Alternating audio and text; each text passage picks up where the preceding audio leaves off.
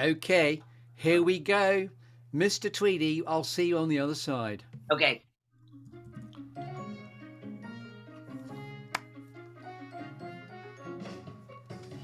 Welcome to another episode of the Good Listening To Show, your life and times with me, Chris Grimes, the storytelling show that features The Clearing, where all the questions get asked and also stories come to be told, and where all my guests have two things in common.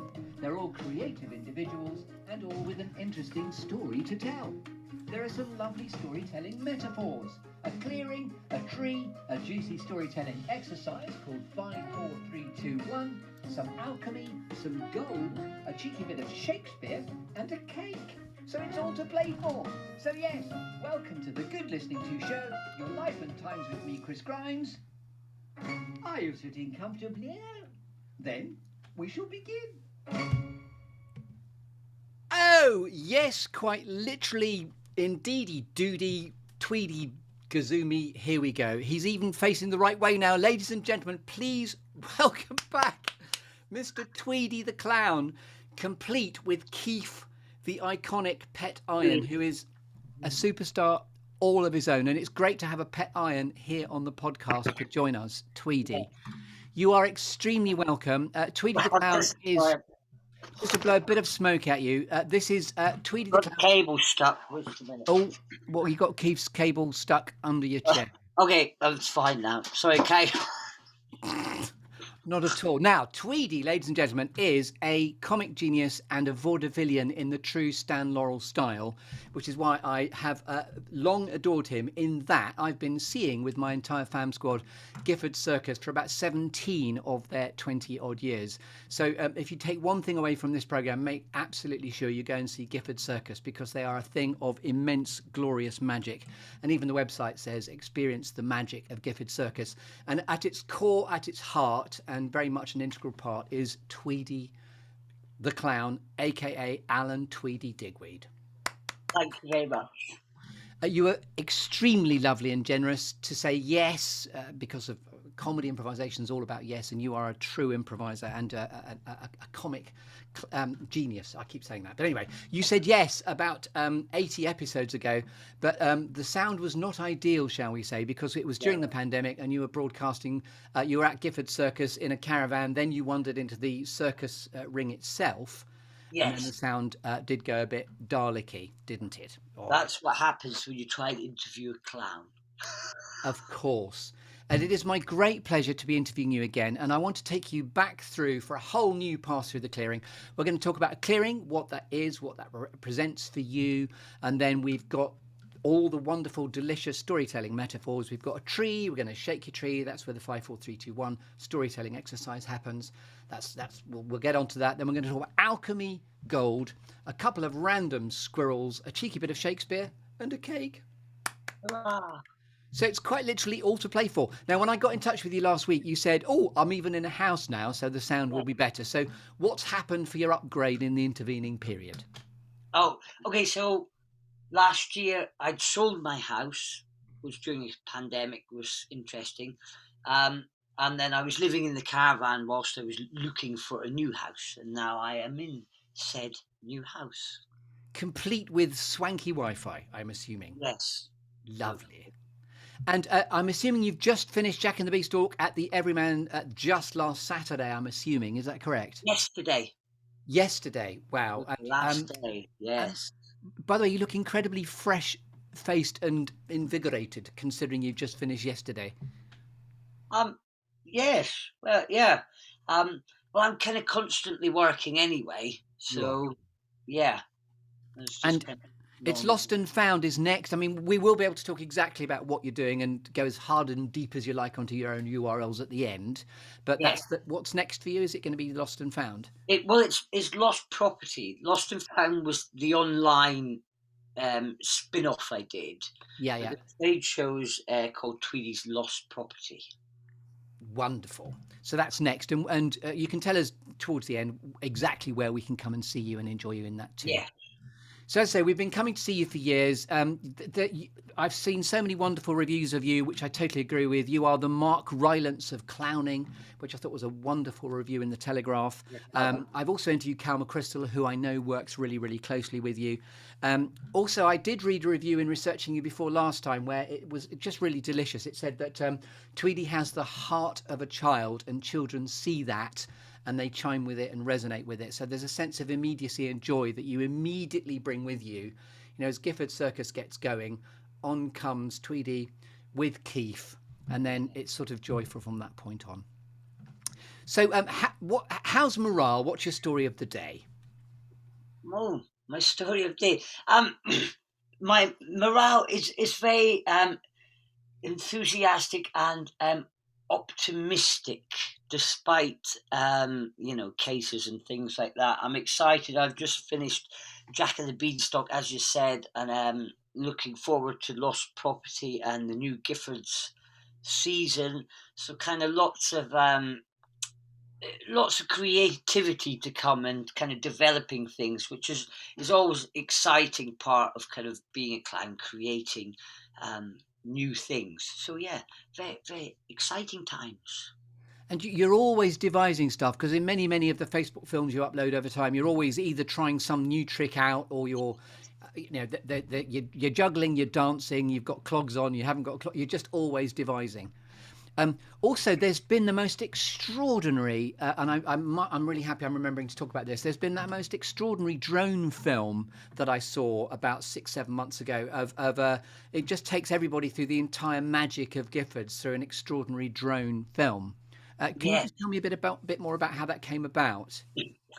So we was at Stoner Park by Henley-on-Thames, and the owner, Will Stoner, he's an amazing guy, very nice guy, very enthusiastic. And he'd hired this guy to film Stoner Park. So he's a professional drone guy, works for filming movies, with a drone. And it was actually kind of Will Stoner's gift to us to have this guy do it. And he was amazing, because obviously we've got a very hectic schedule with Gifford Circus, 3 shows Saturday, 3 shows Sunday, etc. So squeezing him in was very difficult. He had one sort of play between shows one day, and then that film that you saw was done in one take. He just flew completely around, and so he was amazing. We're going to get him back. We're going to do one again this year, because it was so fantastic.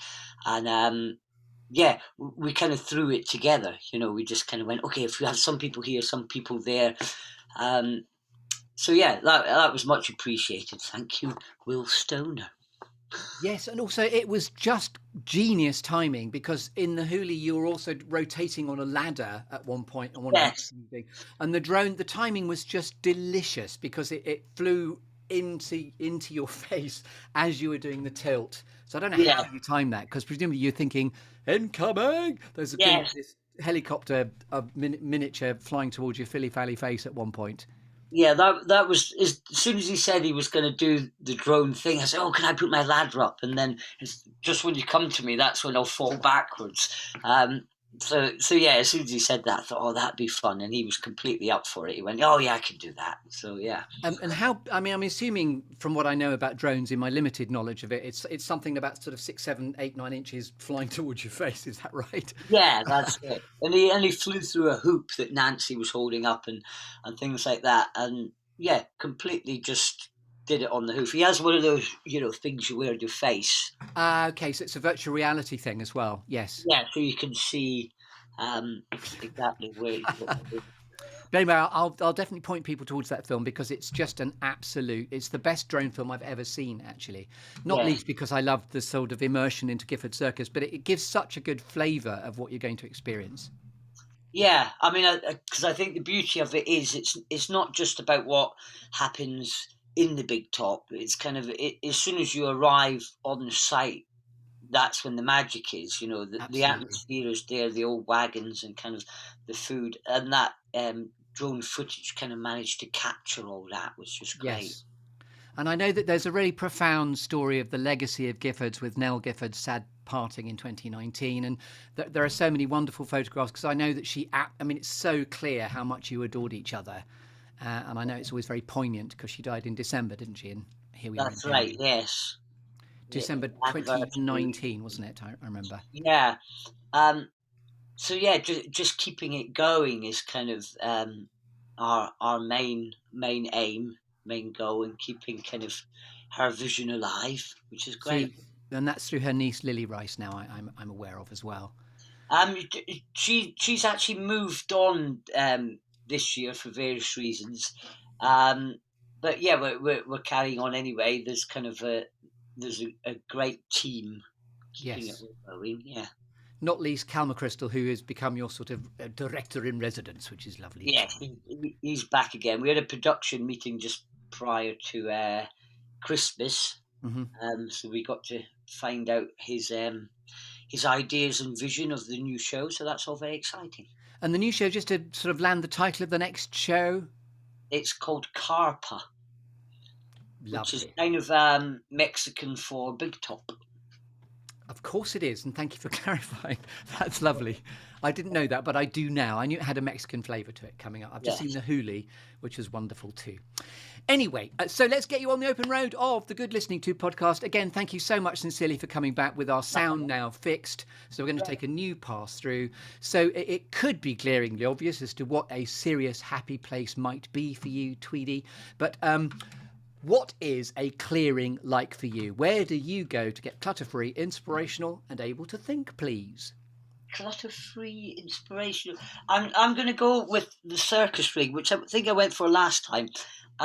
It's a great place, even when it's empty, even when there's nobody there, to stand in the middle of that circus ring and just look out and look round. It's a very kind of inspirational place, and it has a nice calming effect as well when you go in there of an evening and it's empty. So that is my clearing. And by the way, you won't know this until I tell you, because it's an unknown until I did. But when I first started to plan my own idea of a clearing, I was thinking of something very similar to the Gifford Circus Arena, because of a comedy improvisational theatre in the round, an empty space brimming and charged with potential. And I thought about the atmosphere of the sort of straw lighting and the sort of circus magicery where anything is possible. So Gifford's has really informed my own path and journey towards my own vision being created, if you like. So I sort of share it with you. Hooray.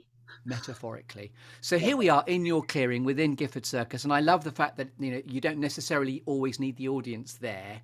It's just a place of magic. Yeah, well, I mean, that's where all the devising happens and things like that. So yeah, a place of great joy where the magic happens. Lovely. So if I may now, I'm going to join you with a tree, a bit Waiting for Godot-esque. And by the way, you have been in the play Waiting for Godot, I know as well. I absolutely love doing that. I'd like to do it again, actually, and even some other plays possibly. But I was very drawn to that play, and loved doing it. Yeah. And you're in a great tradition of seriously capable comedy actors playing Beckett, of course. Yes. And so it was wonderful casting. I think you played. Is it Estragon you played? I did, yeah. Yes. And it was interesting because when I was speaking to director, it was kind of like, well, which part would you like to play? And I kind of thought, Estragon, but it was kind of like, well, I wasn't sure. But then he was completely, yes, you made the right choice with Estragon. I think because he's kind of slightly lower status in a way that I was drawn to him. Yeah. That makes sense because of our shared adoration, and in fact you chime and resonate with Stan Laurel for me, which is why I'm always in pursuance of trying to talk to you, because I was thinking, wow, this is so interesting, because there is that lovely thing about status, the sort of innocence, haplessness and kindness implicit within what Stan Laurel was all about. And the Vaudevillian tradition, which of course you're keeping alive so beautifully.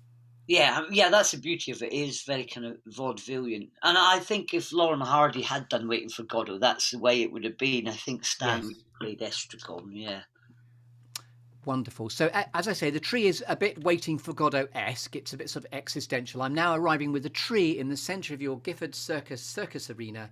Yes. You can decide, is there an audience there or not? Are we just there together? Is it just you and me, or is there... I think we're just having a chat in this clearing at the moment. Otherwise, I get way too distracted and start climbing the tree, and it would fall over. And Slapstick incoming. Lovely. So here we are with your tree. Now we're going to shake the tree to see which storytelling apples fall out. And you've been kind enough to have thought about. You've had 5 minutes, or as long as you've needed. You've had 10 months since we last spoke together. But, yes. 4 things. Oh, there's a bit of an echo happening there. Oh, the sound has suddenly echoed, as it certainly would do at this point. It stopped again. That's all. You said at the start, turn off notifications, and I went, I'm not that technically savvy. Well, it turns out I didn't turn it off. That's what happened. There was a brilliant echo. Last time it was a Dalek that suddenly happened, and then there was just suddenly an echo. I like that. Echo, you can say that again. Yes, I got a notification. That's what happened, sorry. No worries. Back to the tree. So 4 things that have shaped you, 3 things that inspire you, 2 things that never fail to grab your attention, and that's borrowed from the film Up a bit. Oh, squirrels, not what never fails to grab your attention. And then a quirky or unusual fact about you, Tweedy the Clown, we couldn't possibly know until you tell us. So up to you to shake your tree, and let's crunch on your storytelling apples. So 4 things that have shaped you. Right. 4 things that have shaped me. So one would be the fact that I was a late developer. I was very small as a child. I say as a child. I was very small till I was about 16. And when you're small, you're kind of naturally. Well, I was naturally funny anyway, but being small gave you a sort of license in a way. I don't know. I seemed to get away with things because I was small. And you kind of people have a bit of empathy for you, which is a big thing with the clown. You've got to kind of feel empathetic towards the character before you kind of find them funny. And I didn't hit puberty till I was about 17. So whilst everyone else was kind of trying to be cool, I was still playing with imaginary friends. So that kind of shaped me in a way. I was a clown anyway because of that, I think.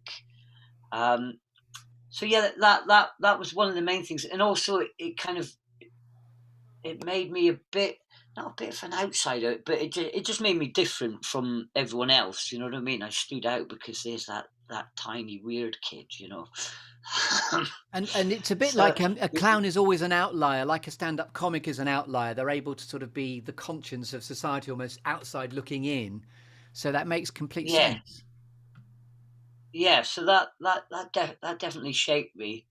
I mean, it's like I have a brother that's 2 years older than me.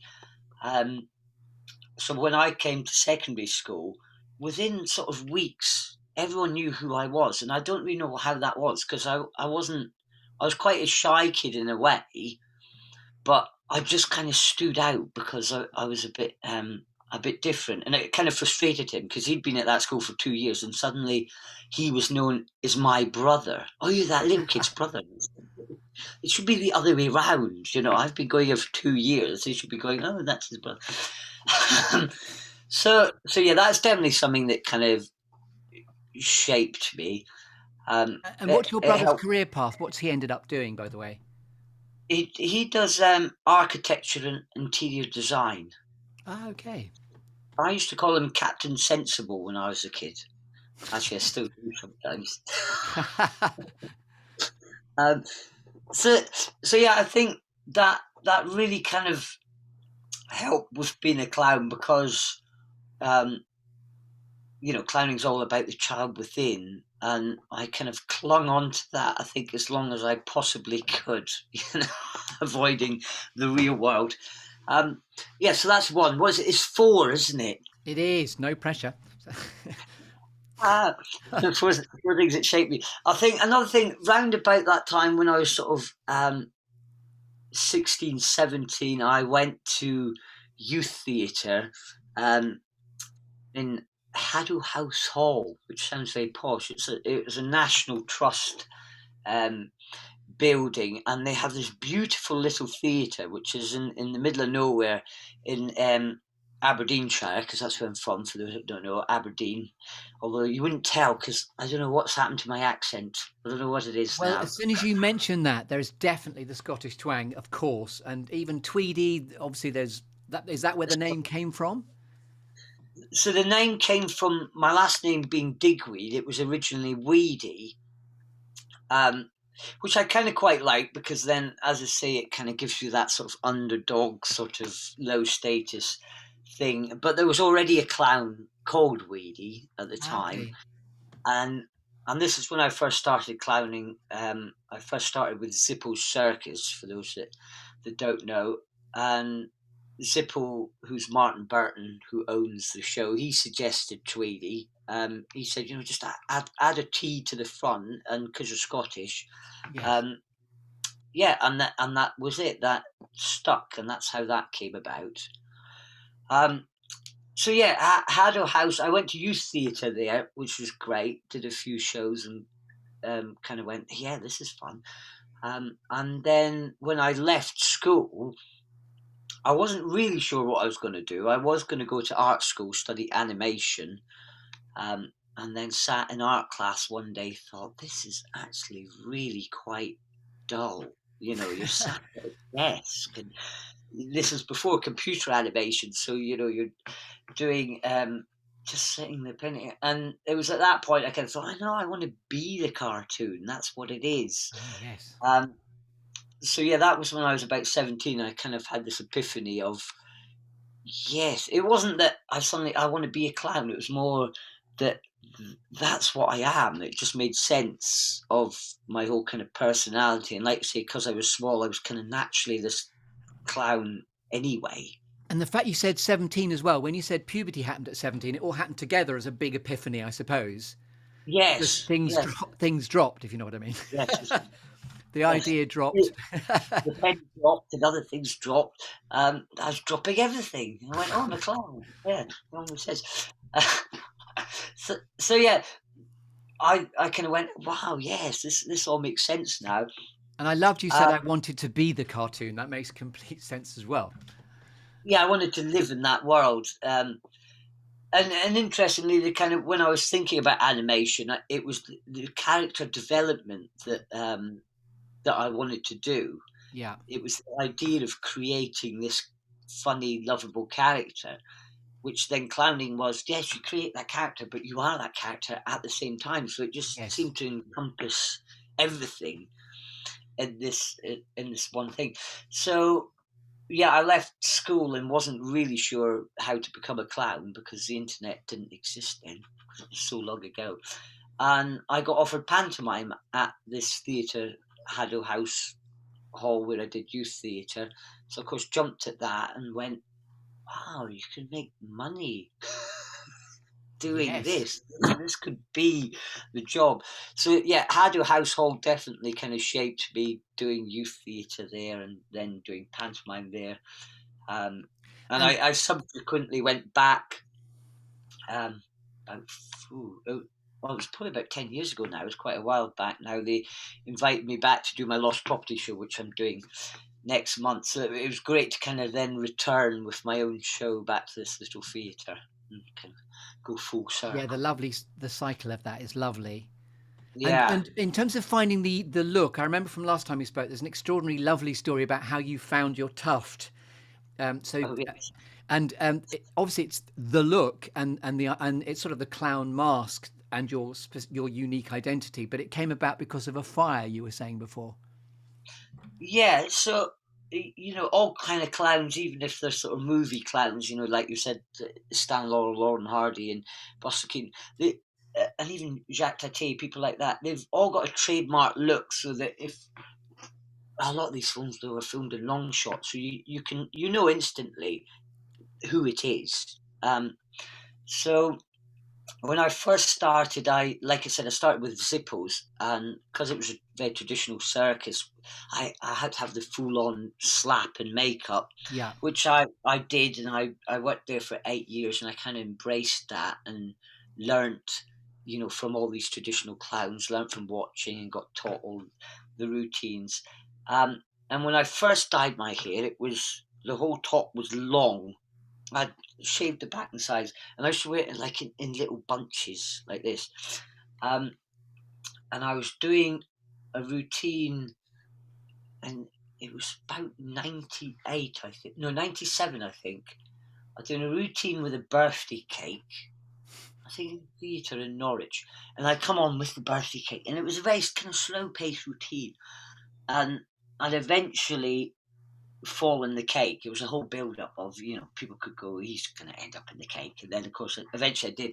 And I'd lie there for such a long time that it would get the laugh, it'd fall down, get a bit awkward, and then it's what do you call that type of gag? An insistence gag, where you just keep going. You go to the point where you think it's going to flop, it's going to flop, it's going to flop, and you have to be brave enough to hold it until it then comes funny again. A slow burn and an insistence gag. I love that. Yeah. Yeah. So it was one of those. So I'd be lying on this cake for a long time, and this particular time, when I'd fallen in it, the birthday candles hadn't gone out. And set light to my hair. So I was there, and I thought, this is getting a different reaction from normal. And of course, it's because my hair's on fire. And then I smelt it, and I just, put the cake on my head and put it out. Meanwhile, there's lots of people in the wings scrambling about trying to find fire extinguishers and things like that. Extra comedy, no extra charge. Yeah. And when I came off stage, it was just the fringe that was left, and it was kind of like, oh, actually, this works a lot better.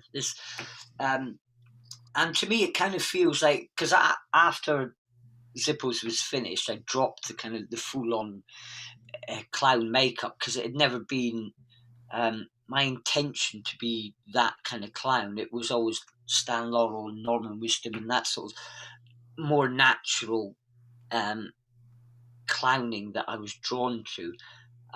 But this felt like a sort of modern equivalent of the red nose. And I remember also that when you first got going with Nell Gifford and Gifford Circus, when you'd met each other many years before and you wanted to get into doing Gifford Circus, you'd both agreed. And at that point you said, I don't want to be the full makeup. I want to be now doing this with your own. I mean, that was a great moment, and it carried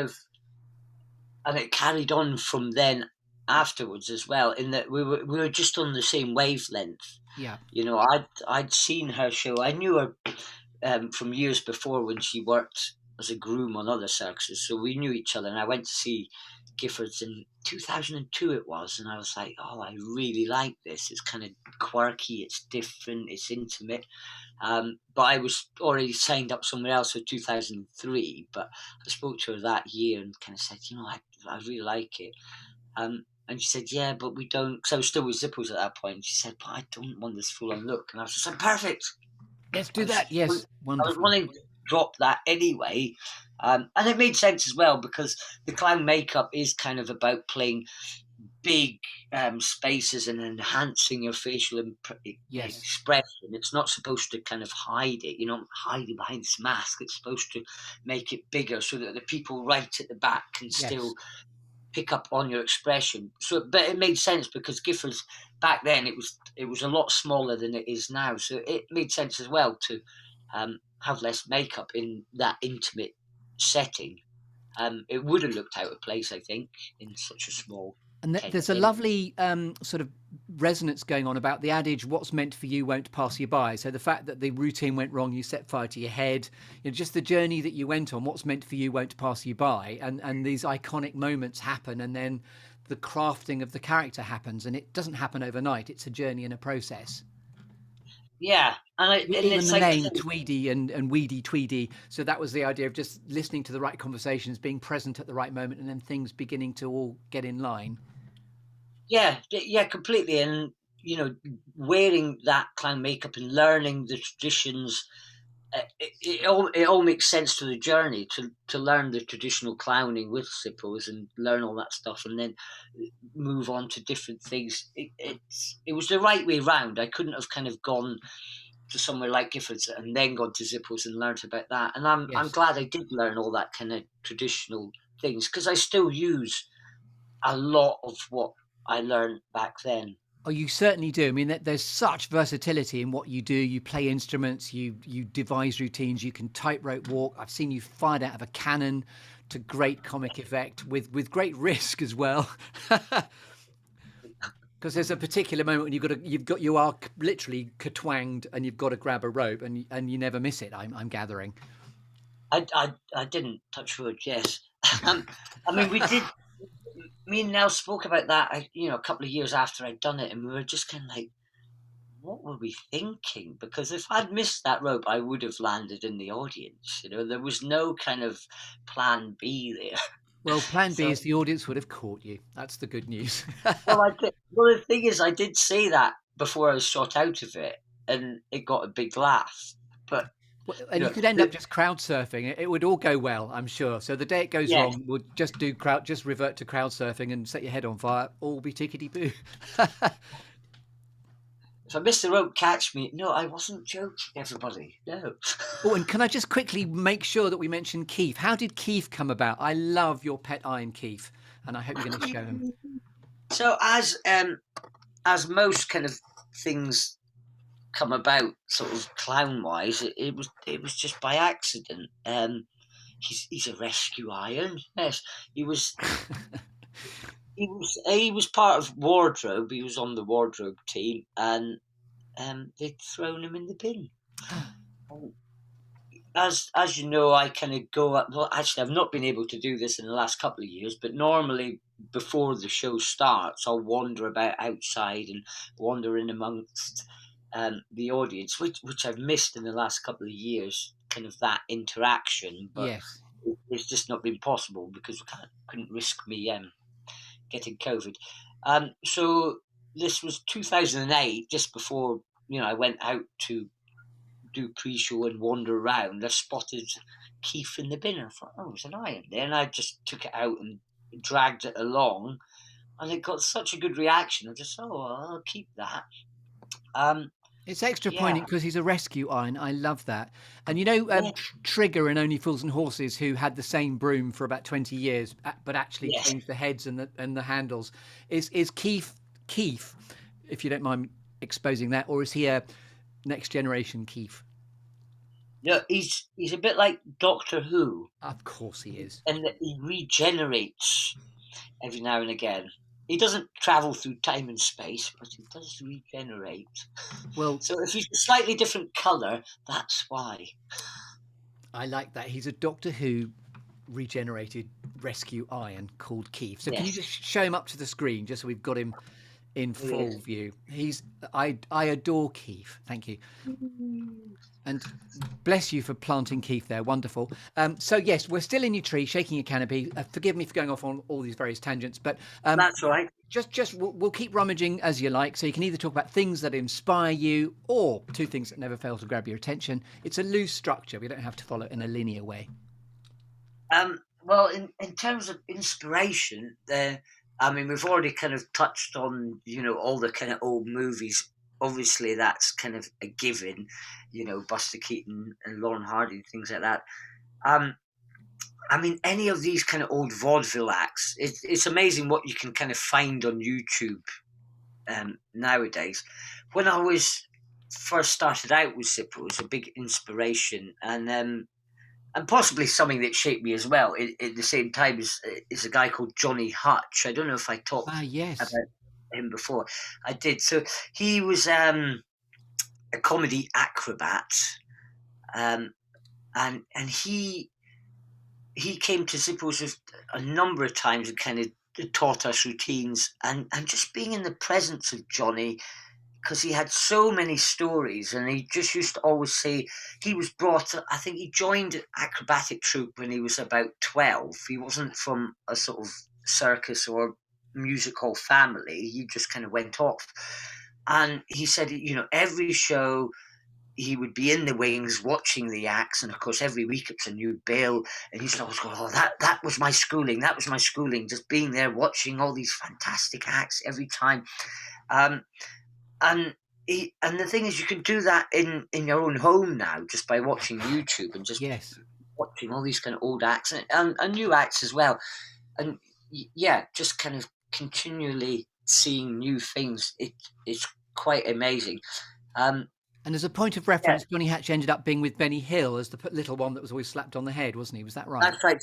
So it was Jackie Wright was kind of the original little guy, and he sadly passed away. And I think it was like the last two series of Benny Hill. Johnny joined him, and it's interesting to watch because you can see Johnny's influence creep into those series, because suddenly there's a lot more kind of acrobatic slapstick and kind of circus sort of inspired things. And he went on to train a lot of kind of slapstick things. The Chaplin movie, what was his name? Robert Downey Jr. Chaplin movie. Johnny choreographed a lot of the slapstick in that. They were talking about the Charlie's kind of original drunk act that used to do in musical, where he'd be in the box, sort of heckling as a drunk and fall out the box, and they were talking to Johnny going, if we only it was written down what he did in this act, but it's not written anywhere, we don't know what he did.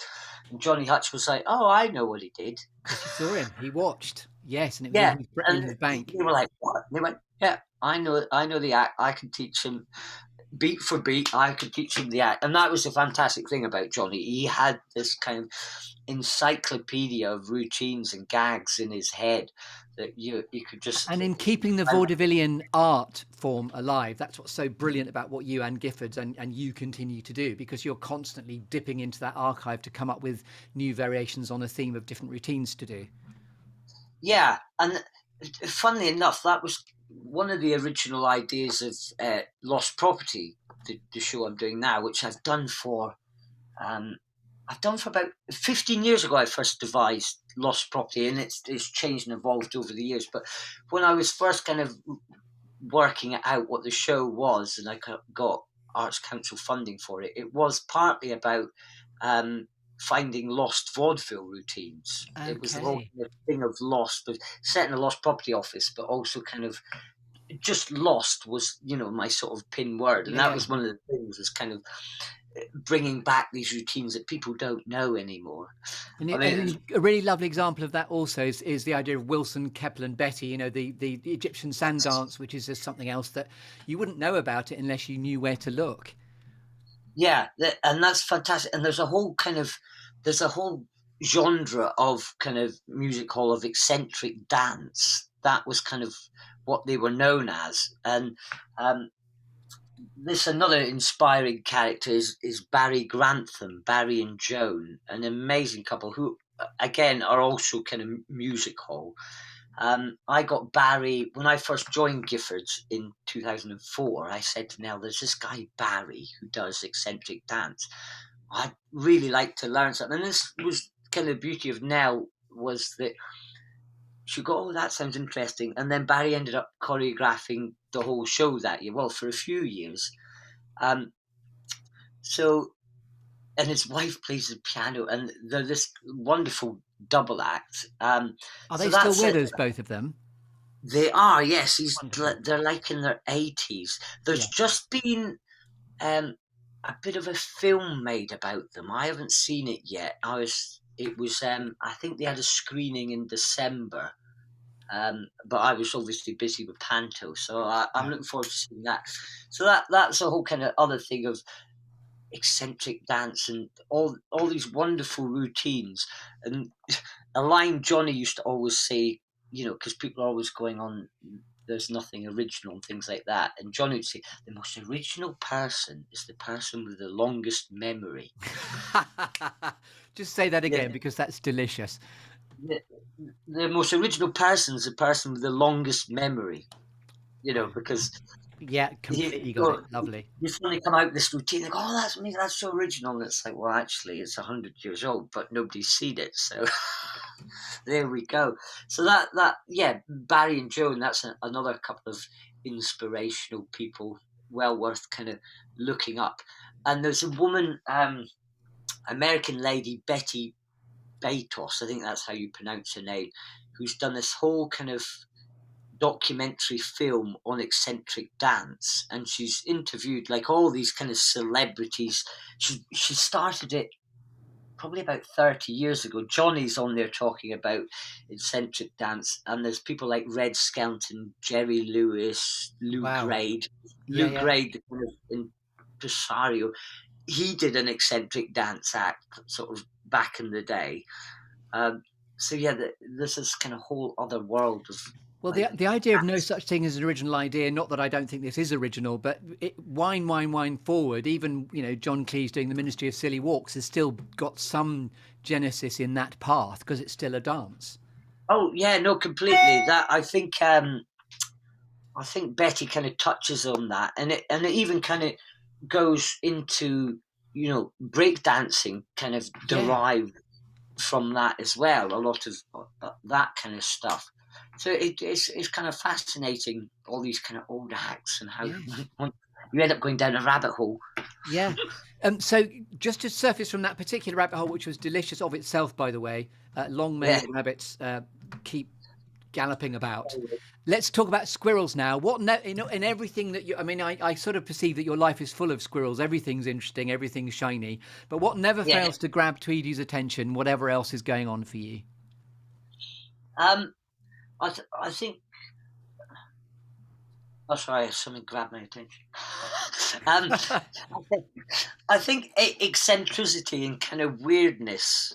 If someone's walking down the street and they're completely kind of flamboyant or doing something kind of bit strange, I'll instantly go, "Oh, that's interesting." I love kind of anything sort of like that that's sort of bright and interesting. So the art of surprise in a way of interpreting that. Yeah, I think so. Yeah, and quirk. Yeah, because again, it comes to being the outlier, outside looking in, just an acute observer, the best actors in the world. And I say again, you are the Mark Rylance of clowning. It's this idea of being an acute observer. Yeah, and sometimes, it's a tiny little thing, but, you just go, that's a bit weird. That's a bit strange. I like that. Yes, brilliant. I like that. So that's a great squirrel. Any other squirrel? Yeah. I don't know. There must be. I mean, I am so easily distracted. Anyway, my daughter says I got ADHD. I think she might be right, but So what about you're giving me lovely squirrels anyway, but what about a quirky or unusual fact about you we couldn't possibly know until you tell us? This is the final bit of the shaking of the canopy tree of the 5, 4, 3, 2, 1. Shaking the tree. I told you a good one last time, but you already know that one now. No, it doesn't matter. We can wash, rinse, repeat, because there's no such thing as an original idea. It's those with the longest memory, as you said yourself. Yes. So maybe you've forgotten. Hopefully you've forgotten. Okay, something people might not know about me is my middle name.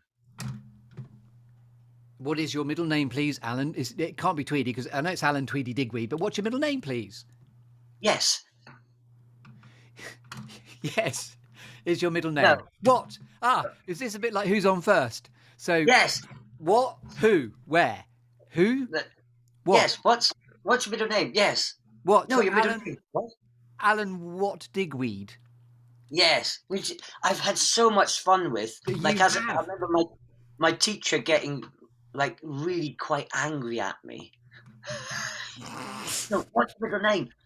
I just told you it. So yeah, that's kind of a gift. And again, it's going back to musical vaudeville again. Is. And maybe Abbott and Costello didn't do it first, but there's just so many wonderful riffs. He didn't. There's a whole book about it. Well, not a whole book. There's a whole chapter about that routine. Who, what, and I don't know, and how it originated. It's a book called Baggy Pants Comedy. It's a great book. I can't remember who it's by. Google that. Google that. Not you, but listeners. Google that. Baggy Pants Comedy. Yes, and it's got kind of different versions of that routine, and there's one of my friend had twins, not two twins, because twins are 4. That's quads. What was Izzy and Wuzzy? and there's a whole thing. Is he? Was But he? is he is fine, but was he a bit sick? Was he? No, is he? Is he sick? No, what? And yeah, it's all that kind of tongue-tied Parents, eh? comedy. The comedy. I mean, Yeah, I have great joy. I've called my daughter Lily, and the hilarity that happens whenever you say, "Please, can you pass the water, Lily?" oh yes. It just continues to this day. She loves Oh, it. shit, I'm sure. Yes. And I've got a son called Stan, by the way, because I love Stan Laurel. Oh Of. yes. So anyway, it's not about me. It's about you. So we've shaken your tree. Hurrah! I'm curating a conversation that's going to end in about 6-7 minutes, if you don't mind, because I'm just curating that length. But this is just so enjoyable. Thank you. So you've been giving us this by the bucket load, but let's now stay in the clearing, your serious happy place of the Gifford Circus Arena. We're moving away from the tree, and let's talk about alchemy and gold now. And this may be glaringly obvious, Mr. Alan Tweedy Digweed, but when you are at purpose and in flow, what are you absolutely happiest doing? Making people laugh. Boom. Yeah. Of course you Boom. are. There we go. Yeah. Lovely. It's the best feeling in the world. You know, I can't think what else I'd rather be doing than making people laugh. It's just so rewarding. Yeah. And if I could just say, bless you for that, and long may you continue. Absolutely right. It sounds like I'm ending there, but I'm not. Now, I'm going to award you with a cake. Hurrah! Cake. Alan Hurrah. Tweedy Digweed, do you like cake? I do like cake, yes. What cake would you like? Tragically for both of us, it's not one I'm going to slap in your face. It's a metaphorical cake. So what flavour would you like? Oh, now you've put me on the spot. Oh, so many cakes to choose from. I shall have one with lots of icing. I don't care as long as there's lots of icing. One that can eventually set your head on fire. I love that. So Yes. now this is the final storytelling metaphor of you're going to put a cherry on the cake now of this wonderful conversation. So this is stuff like, what's a favourite inspirational quote that's always pulled you towards your future? What advice you might offer to a younger version of yourself? And then finally, here comes the Shakespeare, inspired by Shakespeare's All the World's a Stage and All the Men and Women Merely Players. When all is said and done, Mr. Tweedy Digweed, how would you most like to be remembered? Going to get all existential on you. Yes. So your cake, off you go. My cake. Okay, so a quote. I think I made this up. It's quite funny actually, because sometimes you think you make a joke or a trick up, and then you suddenly realise, oh no, wait a minute. Somebody else did it.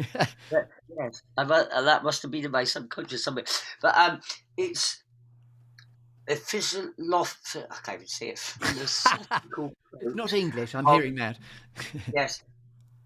If a tree's in the forest and there's nobody else there, and it falls, do all the other trees point and laugh? You fell over. You fell over. I just I kind of like that, because it's I think I made it. I'm pretty sure I made it up, but then I kind of think that maybe it's too clever for me to have made up. But take it. Tis yours. Yes. So that's my little philosophical quote. For how I'd like to be remembered, is just for being a funny clown, not a funny person, a clown. It's like I've said before. You know, a lot of clowns will kind of go want to be called physical comedian, because the word clown has just been so battered by the media, either by calling politicians clowns or the whole kind of scary clown trend. Yes. But you know what clown means to me is kind of this beautiful, funny, innocent character that brings joy to everybody, and I there's not another word for that type of character, so I'm kind of one for completely embracing and kind of trying to bring that word clown back to its original meaning. So that's how I like to be remembered, a funny clown, but in the truest sense of the word clown. Beautiful. Is that all my cake, or was there another bit? Yeah, no, I just love that. I mean, there could be, what advice might you offer to a younger version of yourself? Oh, okay. just to go out and fail. Don't be afraid to fail, which I don't think I was anyway. But clowning is all about failing, and that's kind of what makes it happen, is that, just to completely fail and then get up again and fail again. So yeah. And a great life maxim, it's all about slapstick and Yes, go and be a failure. Love that. And you are so supremely not a failure. It's so wonderful you're keeping the tradition alive. So just say your quote of how you want to be remembered again. I definitely heard it, but I want to sort of almost end on you saying your epitaph. What would you like to say? I'd like to be remembered as a funny clown, but clown in the truest sense of the word, of being a lovable, empathetic. I can't think of it. I've messed that beautiful quote up, haven't I? Well done. Yes, let's move on back. There we go. See, I failed. So yes, that's how I'd like to be remembered, as a failure. Ladies and gentlemen, you've been listening to Alan Tweedy Digweed, Tweedy the Clown, here on the Good Listening To Show. Thank you so much. As this is your moment in the sunshine of the clearing of your circus, serious happy place, is there anything else, Alan Tweedy Digweed, you would like to say?